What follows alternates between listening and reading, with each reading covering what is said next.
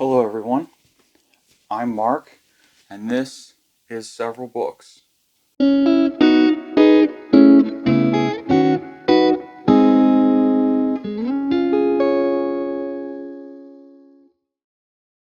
Today we're doing Don DeLillo, and I have all of his novels published under his name. So he wrote 17 novels published under his own name, and one book called Amazons that was published under a pen name. I have not read Amazons, I have not read his 3 plays, and I have not read his short stories.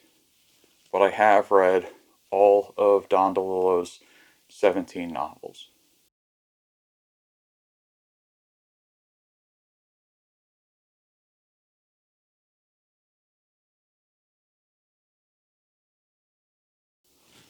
To start with Don DeLillo's 17 novels, we're starting with the first one, Americana. So, as you can see, Americana is a bit longer than some of the novels he wrote later in his career, and also most of his mid-career works. The novel comes in at just under 400 pages. It's about 360, 370 pages. This work is unique in DeLillo's oeuvre. The book is much more expressive than we associate with late DeLillo. So, Americana is the story of an advertising exec who went to school for video editing and things along that nature. What he ultimately does is basically get a job in advertising. He finds a lot of trappings of material success, and he runs with that. For the first third of the novel, he's mostly talking about his life in advertising. He has a bunch of characters who are unique to that world.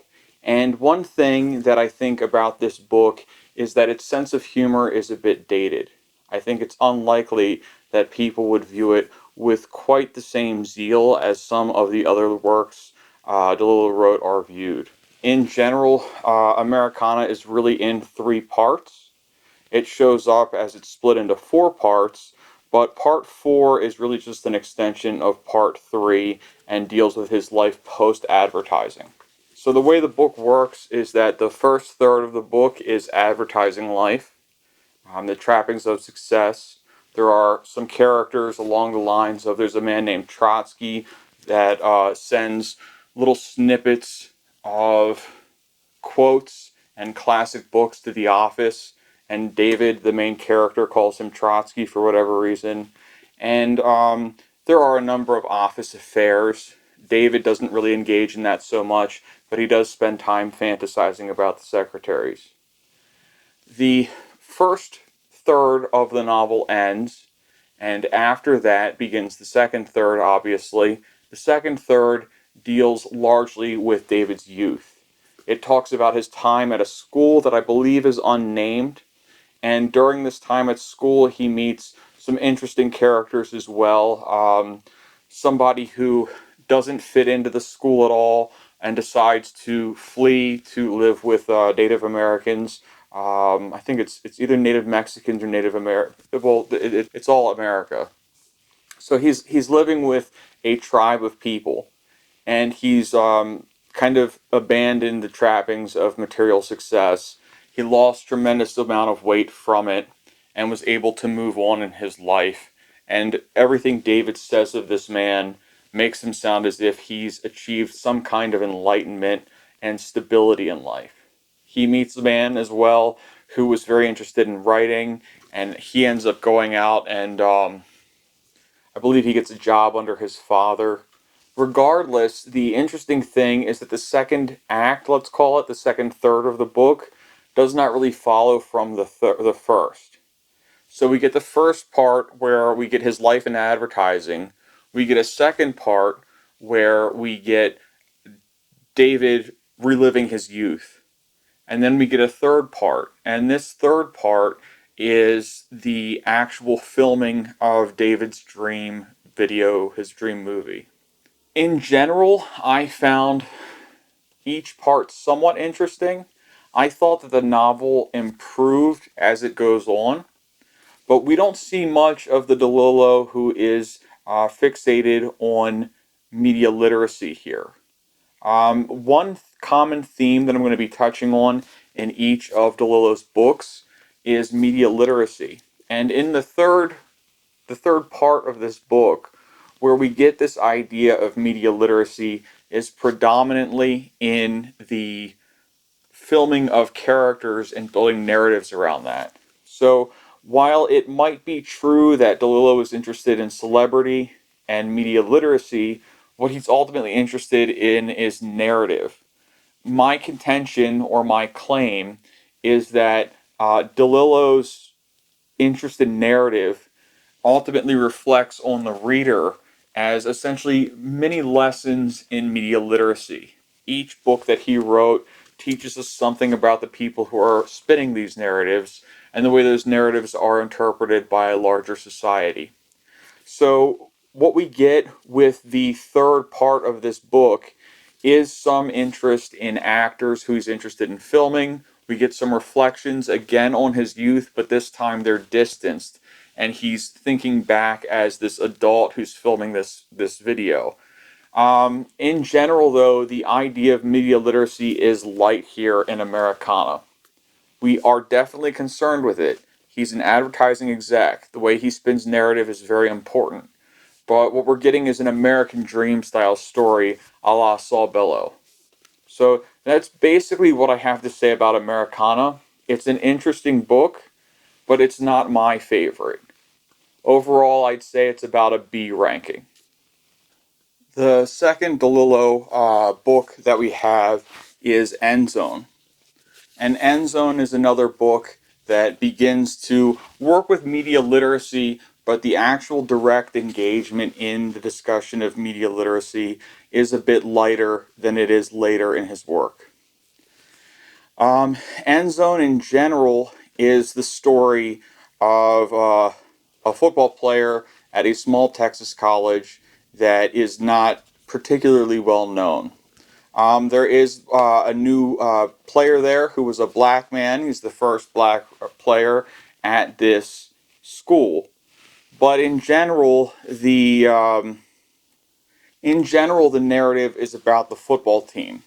Although Don DeLillo skirts the ideas of media literacy that he works with later, here what we're seeing mostly is this comparison of football to World War II.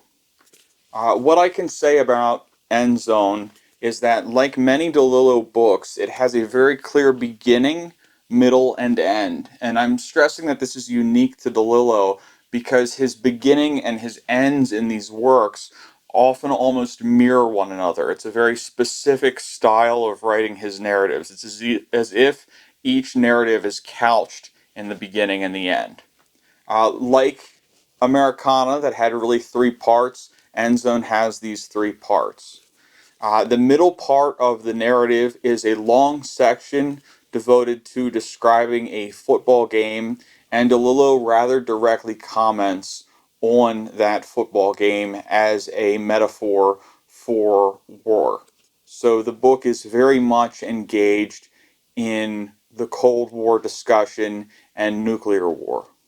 Don DeLillo's third book is Great Jones Street. And according to Wikipedia, this was slightly inspired by Bob Dylan's tapes that he had made when apparently skirting the interest of journalists at large. This is the first book that Don DeLillo wrote that to me says, I'm Don DeLillo. In this book, he's not quite working with that couched beginning, middle, and end style narrative. And what he's doing is he's writing a first person story from the perspective of a musician who performs, and I think it's a folk style. The narrative does contain a few very strange fake songs that are supposed to sort of be the equivalent of maybe a Bob Dylan song satirized. Um, in general, this is one of my favorite books by Don DeLillo. Not only is it the first one that I associate with Don DeLillo, this is the highest grade I'm going to give to this or the next couple of books. I'm going to give this an A plus or an A. I think it's a fantastic narrative. There is definitely all of the conspiracy that we see with other DeLillo books. In this book, we further have interest from the perspective of kind of a commune or cult, which is a theme that DeLillo will build upon later in his career. And we also get the idea that maybe there are dark forces at play, and the general narrative that we're being told doesn't quite encompass all of what we're seeing. It doesn't exactly explain to us all of the things that are going on behind the scenes. So this begins to have a kind of, let's call it a shadow novel in the background. There are many things that DeLillo will do with his novels where he's got a story that he doesn't really elucidate for the reader, and he allows it to fill up in the background. This has that going on for it, and it's a very interesting novel. So A plus for Great Jones Street. Don DeLillo's fourth novel is called Ratner's Star. And I'm a pretty big fan of Ratner's Star. I think it's very interesting. One thing that I don't like about Ratner's Star is that the first half of the book is very ham-fistedly an allusion to Alice in Wonderland.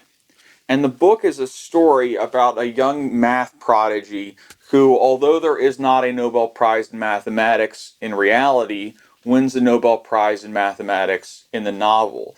I'm not going to comment on that. I could see some people being turned off by that, but it does work for the story, so I'm not really turned off.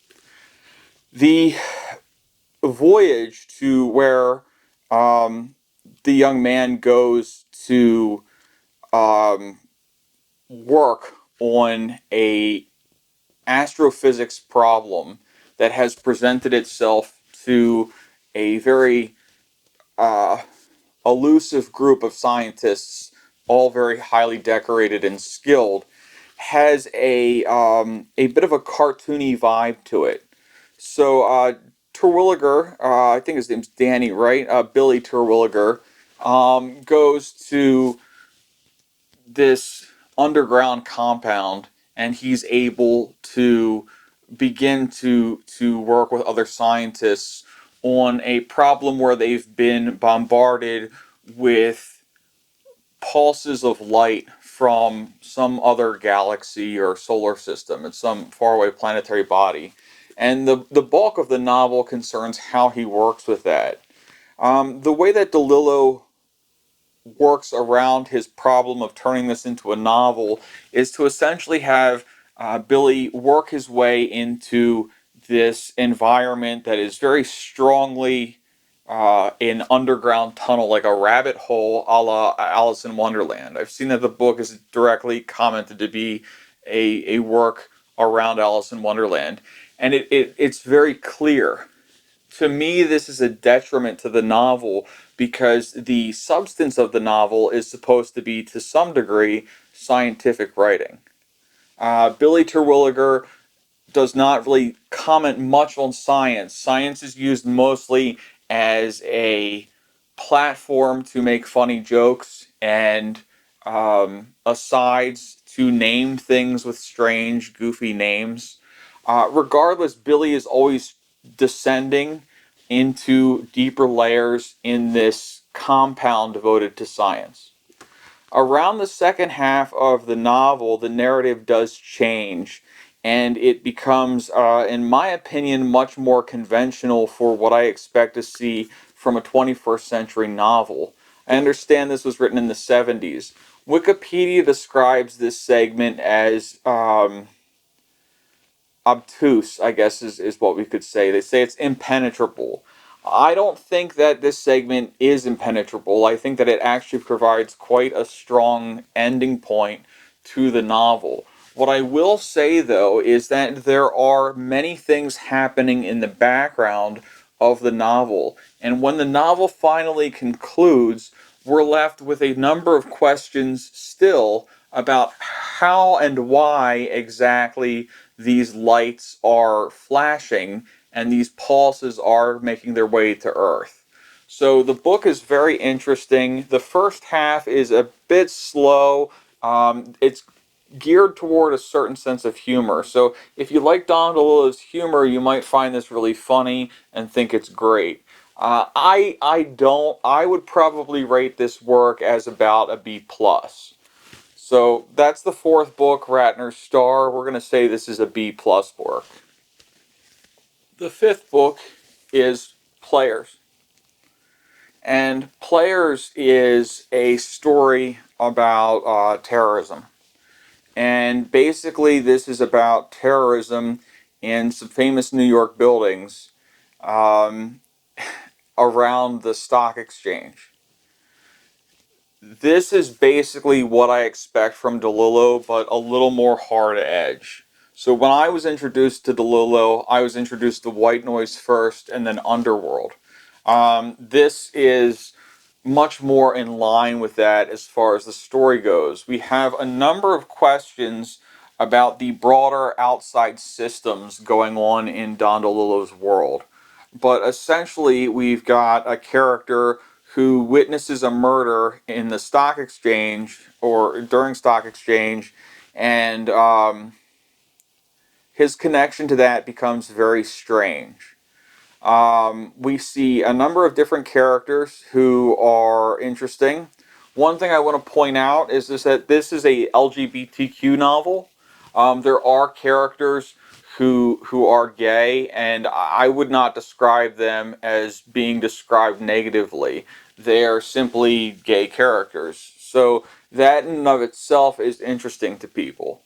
This and the next book I'm going to be rating an A, but basically what it is that we're getting more Don DeLillo conventionally what we think. He's falling into his own in mid-career. He's beginning to construct these stories where half of the novel action takes place outside of the book, and those actions are very broad political or interpersonal, community activities that are very interesting. We've got questions about the CIA, the U.S. government, the value of the stock exchange, and how that all functions, as well as some LGBTQ characters, which may be interesting to some people. So for that, I'm going to say that this is an A novel. Don DeLillo's sixth novel is called Running Dog. There's a YouTuber who is a really big DeLillo fan who I've seen a few of his videos. I don't know quite the etiquette around calling out a YouTuber's videos, so I'm not going to say that guy's name here specifically. Regardless, he does a very good job of Don DeLillo reviews. I'm not totally in agreement with everything that he says, but he recommends Running Dog as a potential first Don DeLillo novel. I would disagree with that, but it's not that Running Dog is a terrible book. Running Dog is one of those books where it seems like every other page is from a different character's perspective. On this channel, the novels that I would say are most similar to that are The Orchard Keeper by Cormac McCarthy, and um, possibly certain work by Burroughs, for instance. I find it a bit hard to keep track of all of the characters in this book. It's only 250 pages, and it's not a bad job that Don DeLillo does of keeping us entertained. But there are simply so many characters to keep track of. I find it a bit frustrating. The book is primarily about an erotica collection that a state senator has. And the action that drives the book is a desire to obtain a work of erotica that was created by the Nazis where Hitler killed himself. So It's a very interesting plot as far as that's concerned. What's probably even more interesting is that this novel is actually, I would describe it as a spy thriller. It's very unusual. I think it has a bit of a body count. There's at least one gunfight, and people who aren't in the story do wind up dead during the novel. It's a thriller. It's a spy thriller about Nazi erotica. Now, that's pretty unusual. I've never read a book that's primarily about that, except for maybe Bolaño's Nazi Literature in America. What's even more unusual is that the existence or possibility of the existence of that erotica turns the novel into a spy thriller. Overall, I'm going to give this a B plus. I think it's a very strong showing, but it's not my favorite. I don't think it quite stacks up to works like Great Jones Street. The next novel that we have is the beginning of the work that I think the Library of America describes as Don DeLillo's novels of the 80s, and this is The Names. Now, this is probably the strongest DeLillo novel that I've read the most recently. As I mentioned in other videos, I've been I've been reading Don DeLillo's work to try to make this video, and I wanted to have read all of his novels. I find this to be probably my favorite novel, though. It might be that it's his strongest work that I've read most recently, but it's a very interesting novel about an American family living in Greece. The son of the family is like 12 or so years old, and he's writing an epic novel based on a family friend and business associate. The protagonist of the novel winds up interested in a cult, and the cult is built around language and naming various things. As with other DeLillo novels, we have questions about media literacy. So when we're looking at DeLillo at Great Jones Street, we're getting questions of what state the character was in and what's the truth around the supposed tapes that go missing. In Ratner's Star, we're dealing with light flashes and trying to discern the language about those light flashes. In Players, the main problem becomes the story in the newspaper about the terrorist attacks and the way that we understand Wall Street. In Running Dog, the idea of media literacy is quite explicit in that the whole book is built around this idea of the Nazi erotica. The Names, what we have is a associate of the protagonist who basically learns about the cult and goes out and decides to begin to make a documentary film about them. There aren't a whole lot of things I can say in specific about the novel beyond this general premise, because the way the novel is constructed, like so many DeLillo novels, it's very dialogue heavy. So most Don DeLillo novels are dialogue heavy and don't deal a huge amount with action. Running Dog is a definite exception to that. But we're getting a lot of different stuff. We have a very solid family relationship built here. It winds up with some kind of separation. I don't believe that I'm spoiling anything by discussing that. And aside from that, it's a cult narrative. This is an S tier novel for me. I absolutely loved this book. The eighth Don DeLillo novel is White Noise. I read White Noise when I was in college. I still remember the book very well for the most part. I have not reread it. I found it to be hilarious. I think this is a great introduction to DeLillo in one sense, in that I think it's a very good book. In another sense, it's a bit unusual for DeLillo. I find that the direct humor is a little unusual for him in this way. The satirization of the many intellectual pursuits from basically all sides is very interesting. One thing I want to say is that there's what I'll call the grand debate in this novel. discussing the tragedies and travesties of the Nazis versus um, Elvis. And basically, there's a part where they're discussing historical figures and which is more significant. Having read all of DeLillo, you do realize that the idea of studying pop culture is maybe not quite as benign as it may sound. So while that specific idea that these pop cultural figures have such a direct and great amount of control over these media narratives, it's a very it's not quite as ridiculous as it sounds once you've read everything and you're looking back. I would say White Noise is an S novel. On a side note, I've given this to a few friends, and they've thought it was hilarious. And I had one friend at one point who told me it's the only time he read a novel that literally had him laughing in reality. The next DeLillo book that we'll be looking at is Libra. And Libra is is an alternative history, let's call it, of Lee Harvey Oswald assassinating Kennedy.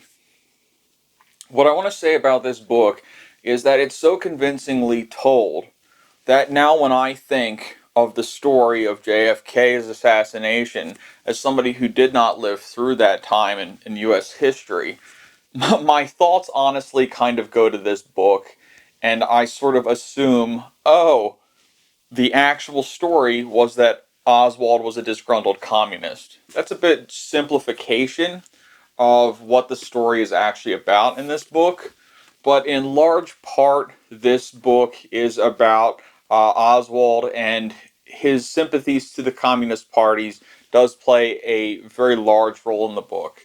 Aside from that, the question of narrative and who's controlling a narrative becomes very prevalent.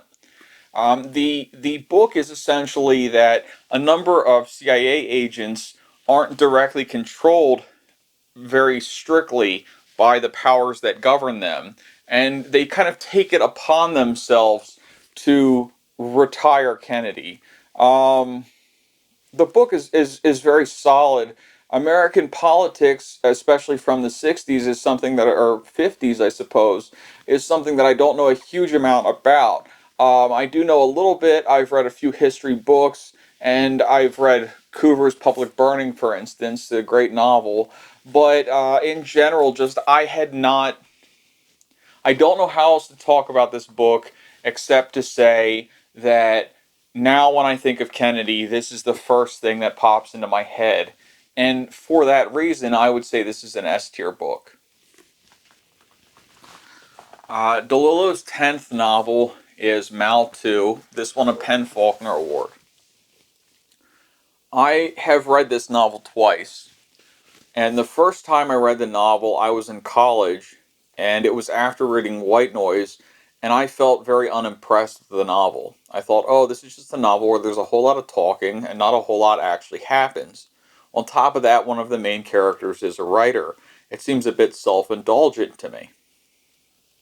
With the knowledge of Don DeLillo's other work, I reread this novel so that I would have the opportunity to talk about it for this video. I didn't want to come in completely cold and just say that I didn't remember it, especially when I had been recommended it by people who I knew. I now think this is a great novel. I don't think it's quite on the level of what I think are DeLillo's 4 S tier books, but I would say this is an A tier book. The discussion of the Moonies, a cult, I found quite interesting. I think any book that deals with politics the way that this does is interesting and worth looking at. Further, it does much of DeLillo's kind of extra novel plotting. It does his plotting off the screen, and it does that very well.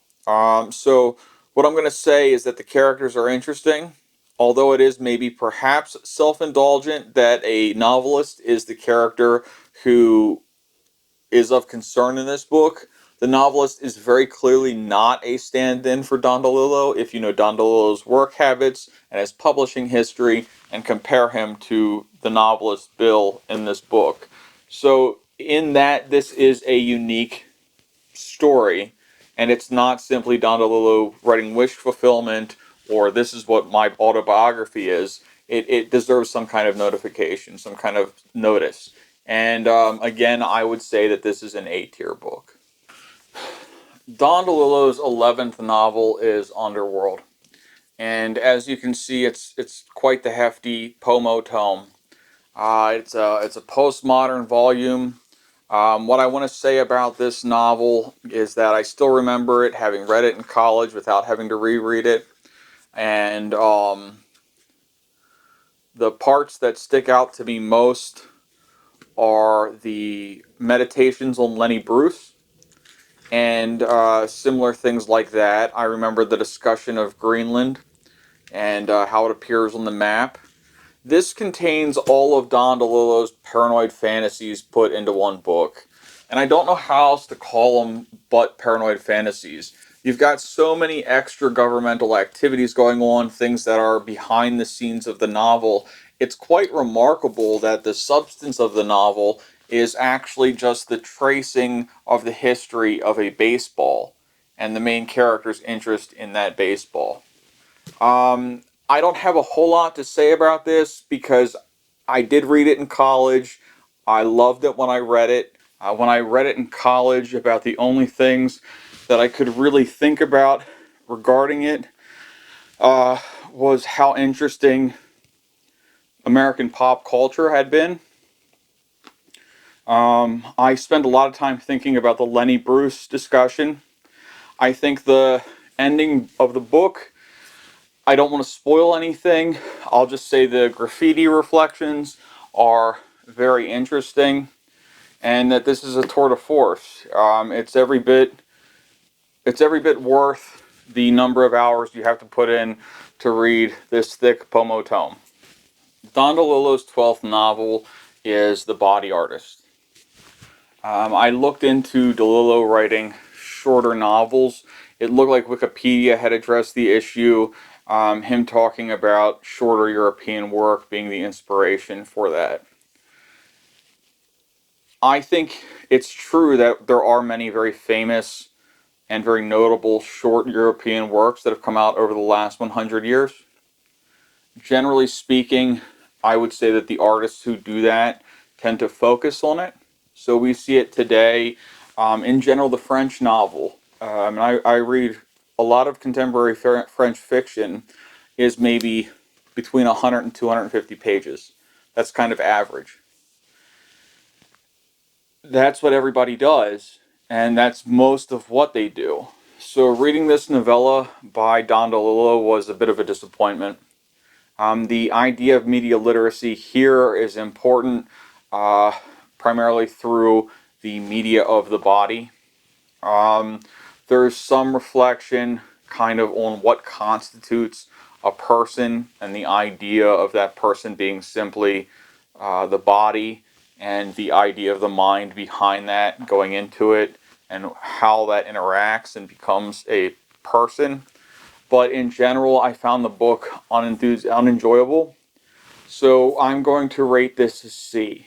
The Body Artist is a C, or perhaps even a D. I think it's probably the book of his that I like the least. Yeah, I found it to be a disappointment. Point Omega I like less, but this was not very much worth your time. So we'll give it a C.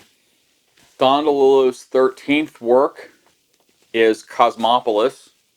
I want to encourage everybody to buy used books, not because artists don't deserve to be reimbursed, but I notice that many people who read today read books by writers like Don DeLillo and Thomas Pynchon and so on. And these authors don't have a lot of time left in this world, so buying their books directly unused is not necessarily supporting the artist as much anymore. Especially if you're buying older books, you could be supporting used bookstores. The thing is, though, I got my copy of Cosmopolis used, and if you can see that, I have a Don DeLillo autograph in my copy. And I think I paid about $3 for this. I got it online. It was not marketed as being an autographed copy. When I looked online, it looked like they were worth $100. So I essentially got a $100 or $125 book of Don DeLillo for $3. Now that I've bragged about the book a little bit and my purchase, we'll talk more directly about the book. I think this is a fairly successful shorter work. The ending kind of catches me off guard. Um, the entire book is built around a limo ride in New York City. And there are some things that are interesting in the book. It has kind of a thriller vibe to it, and that makes sense with the ending of the book. But to be completely honest, it's not quite where I would want to rank a great book. I'm going to say this is like a C plus or a B minus. So somewhat successful, not terrible, but it's not great. To say more about it, um, some of the humor is okay. The reflections on the media in general are very interesting. DeLillo does say a bit more about his opinions on the stock market and how that functions, how it's distant from all of the people interacting in the system. We see the way that the main character interacts with people who are very wealthy as well as those who are not wealthy at all. So it's not a terrible book. It's just it's not quite as good as some of his others. Don DeLillo's 14th novel is a novel that shows him very much as a New York artist, and that's Falling Man. And this novel is about 9/11. Um, the way that people interact with the news reports around 9/11 in the novel does add to this idea of media literacy and what media literacy means to Don DeLillo. Other than that, what I would say is that the performance artist in the book you eventually learn about is a nice touch, but an interesting way to get the name of the book. I found the book very good. I think this is an A plus book. Um, I've never lived in New York, and I still found this very relatable considering the extremeness of the situation. The distance that Don DeLillo does cultivate in his later writing is very, very good for this book. It emphasizes that the characters feel empty and depressed in lieu of or in light of the attack on New York. So I would say that this is a great book. He does not milk the situation for tears or sympathy or use it and cheapen it in any way that I would describe. I think that the way that he writes this, you could say tell a very similar, it would have to be different, but a similar story about somebody dying and their family coping with the loss. There's a lot going on here. It's a much broader depiction of an individual's life when it has been so shaken. There are some interesting things about the way that loss is handled that I thought were a bit interesting. Um, if you've ever heard of the movie Deer Hunter or seen it, there's a gambling situation in the novel that reminded me of the movie Deer Hunter. I thought that was handled pretty well. I did wonder if maybe it was uh, not quite as good as it could have been, but in general, it's a great book. So yeah, I would say this is an A plus, or if you're from New York, I could see this even potentially being an S tier book. For my younger viewers, if there are any viewers here who are younger than 9/11, I understand that 9/11 has a lot of weird cultural significance for people. I was in high school when the attack occurred. If you're looking for a way to understand how people my age and older view the attack and how it impacted their lives, especially around New York. I would say Falling Man actually does a pretty solid job of that. So I think it's worth reading. It's, as I said, it's not hokey. He's not just doing this to milk the money for the sympathy and the tears and the so on and so forth. It's not sentimental. It's a very solid kind of cold, distant story that reflects characters in extremity.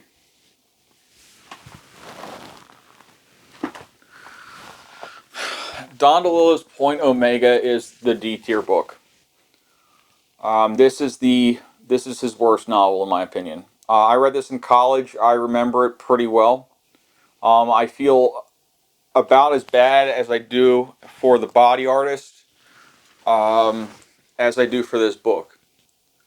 Um, a huge amount of this book, something like 30 or 40 pages of it, is describing one scene from the movie Psycho by Alfred Hitchcock. That might be a slight exaggeration, but it's not very significant. There's some other stuff that happens. I don't want to say too much and just completely ruin the book for anybody who would be interested. But I would really, this could be really interesting if you were like a film studies major. I could see this being a relevant book if you're doing something on like classic Hollywood cinema for the way that he reviews Psycho. But I'm serious. A very large amount of this book is just reflection on a 10-second segment, not even of the movie Psycho. It's like a few clips. So take that for what it's worth. I'm giving this a D. I'm not going to spend more time on it. Um, it's lacking. Don DeLillo's 16th novel and his second to last is Zero K. And this is a book that doesn't spend a lot of time on media literacy. As I've said, even Point Omega, which I would think would be a good call because of how devoted it is to media and my idea of media literacy here, I gave a bad rating to. But Point Omega, for me, is like Don DeLillo's Philip K. Dick novel. Um, I'm going to give this an S tier rating, and I'm going to do that because it's seriously like Philip K. Dick, and I'm not the biggest PKD fan in the world, but I love Philip K. Dick. And if you're looking for Don DeLillo at his sci-fi nerdiest, this is the best example of that. The book primarily concerns the idea of freezing bodies and cryogenic freezing. Um, I don't know what else to say aside from that. Illness is of primary concern in the book, and yeah, I'm gonna go with I'm gonna go with an S tier for this book, just for the sake of it. So I want to say also that he can write better than he did earlier. Not necessarily that he can write better, but that he's still stuck around, and his later novels are worth reading. So consider this A plus S. That's honest opinion. The Silence is his 17th novel. As I said earlier, when I see YouTubers, I'm not always sure how to approach the content that I'm seeing, and I'm not sure what the ideas of what I'm allowed to say regarding another YouTuber. I typically don't watch YouTubers that I'm not fans of, so anything I have to say about these people is praiseworthy, even if I disagree with them. But I've seen The Silence described somewhat as Don DeLillo kind of copying himself and satirizing himself. Hemingway, when Hemingway was writing and he wrote Old Man and the Sea, was faced with the same criticism. As far as Don DeLillo's short novels go, this is his best in my opinion. I definitely don't think this is a bad book. I know not everybody is going to agree with me. I like the idea being of the one character being named Max Semmer. Um, I think it's called a malaprop of the name Max Stirner. So he was an anarchist, if you're not familiar with him. And the character who has that name seems to be living in a kind of alternate reality than the other characters and to be very anarchy oriented. The book is about what would happen if everybody lost connections to cell phones and electricity. There's a hospital, and some of the lights in the hospital work, but otherwise everything is broken and doesn't work. I think the novel's a great novel. I don't know what else to say about the book. Calling it a novel is generous. It would not be worth. I got my copy used. It would not be worth the $22 that this book was originally cost. But as a used book, buying it for 4 or 5 is basically reasonable. Um, Although it is basically a beefy short story, it's it makes sense that it's published on its own. My understanding is that Don DeLillo's short stories are lackluster, and as a short story snob, I'm not sure I'd be totally interested in them. That's part of the reason why I didn't read them for this video. Um, but Don DeLillo's The Silence is definitely worthwhile. I can understand some people not loving it, but let's say we're going to give this like a B plus. All right, guys. So what we're going to do is go through the novels again. I'm going to rate them. My rating might be different than the first rating I did because I'm talking through this as I work with you. And although I try to do some editing and there's B-roll and such, I don't want to present myself as having composed absolutely everything about this. For me, this is a live editing kind of situation. The uh, first book we're going to look at is Silence. We're going to give this a B plus. It's a great short work in the European tradition of the short novel or long short story. His second to last was Zero K, and I'm going to say this is an A plus or even S if you're a Philip K. Dick fan. Point Omega is a D tier book. I might even fail this. So this is basically what I'm telling you is if you read all of Don DeLillo, this is the novel that, in my opinion, is the least worth looking into, although it is very clearly interested in media literacy, as I say that his work is. Falling Man, let's say that this is like a B plus A minus. So this is a pretty good book, worth reading. It's not his best, but it's definitely an interesting take on New York and the issues around 9/11. Honestly, wonderful writing.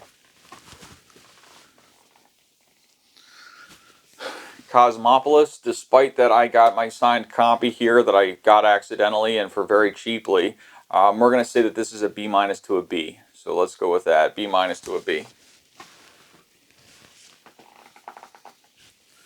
The Body Artist is a C. We're not going to necessarily knock this down as far as Point Omega. I try to be positive and say that even sometimes when work isn't your favorite, it's worth reading. But I did not think this was a strong showing at all. So even C minus is reasonable.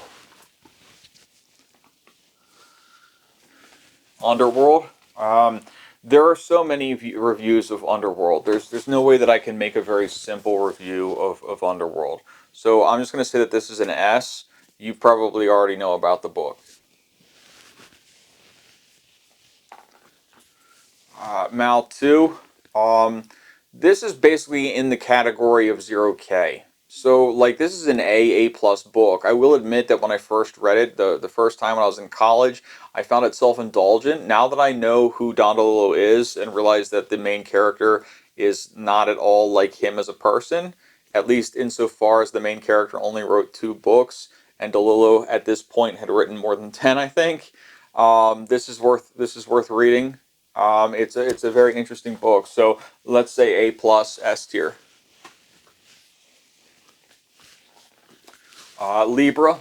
Libra is recommended to so many people, and there's just nothing I can say about the book that's not positive about it. It was very unexpected. I was used to reading Don DeLillo expecting humor when I read this book. And when I read it, I didn't find humor at all. I found an alternative history book. It's an S tier book. Don DeLillo's third S tier book was White Noise. And again, this is one that most people know about now. I believe there's a big White Noise movie coming out soon. So maybe if I get this video out in time, when that comes out, people who start reading Don DeLillo who hadn't before will see these reviews. S tier book. The names. This is my favorite DeLillo right now. So take that for what it's worth. If this was before I had read all of DeLillo, I would have said that my favorite was White Noise. I had read several DeLillo, and for a long time, my favorite was White Noise. I read this more recently. This is my favorite DeLillo. So S plus. Running Dog, the spy thriller about Nazi erotica. Let's say B. This is a B or a B plus.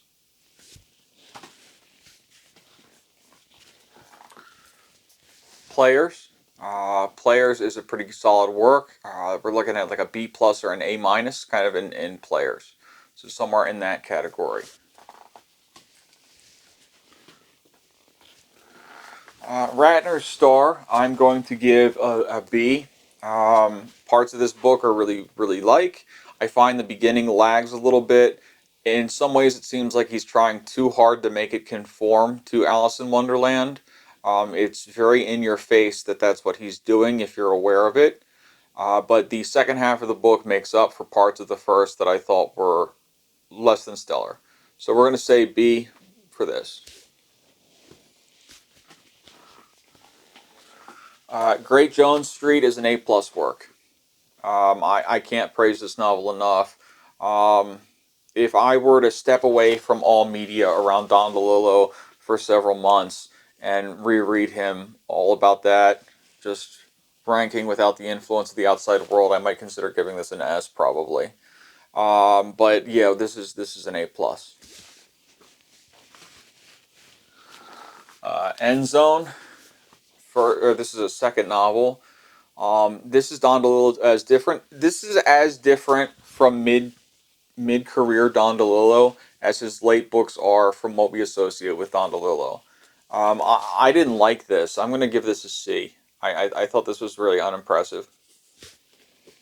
It wasn't a horrible book, but he's capable of so much more, and it felt like he was still very much learning. It felt like a young man's novel. I don't know how old he was exactly when he wrote it. I think he was in his early 40s or late 30s, but it's just not my favorite. Americana is the same situation.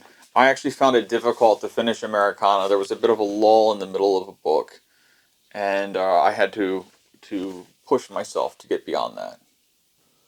All right, so what I want to do to wrap up Don DeLillo is maybe make a note of his media literacy campaign.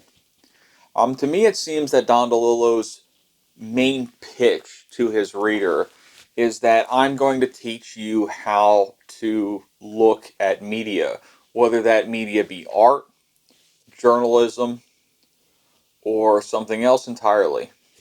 As with the body artist, it could be simple performance. These are things, this idea of narrative and media literacy, and I'm emphasizing media literacy as distinct from narrative because narrative could mean art, whereas media literacy puts an emphasis on journalism and our history knowledge and things such as that. So it's narrative like that, a much broader idea. He's worth reading for just about everyone. He has books that are very dialogue heavy, a la William Gaddis, but he also has these more playful works. Now, I wouldn't necessarily recommend what I gave a C to everybody, but Americana very much has a sense of word jouissance. with it. There's a certain love and joy going on with his wordiness in that book. So where I would rank Don DeLillo as a writer is like, of course he's an S tier writer, knowing what all people like and doing that. I'm very happy with myself for having read all of DeLillo's novels. I don't think that all of them were as good as each other, but in general, I hope that this finds you well. All right, guys. One last thing I'll say is that my T-shirt today is a portrait, a mugshot of Simone Weil. If you know who that is, that's not relevant to the Don DeLillo, but I just figured I'd point it out because I have when I've worn an author print T-shirt before. So Simone Weil, or Whale, if you're very anglophone, Weil, is definitely worth looking into. I've been recommended her from a few different people, and when I did finally read more of her, I was very happy as well. Okay, that's it. I'm Mark. This has been Several Books. Thanks, and bye bye.